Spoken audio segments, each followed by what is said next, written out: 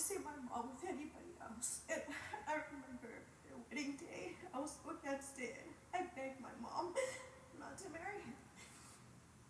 And I remember their wedding day. I sat in the pews and I was angry. And I was watching them walk down the aisle and I was angry.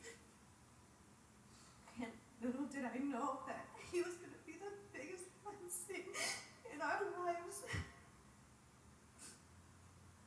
I was so stubborn, and I wanted to not like him, but I couldn't help but love him. Because he was just so welcoming to everybody. He was just so loving.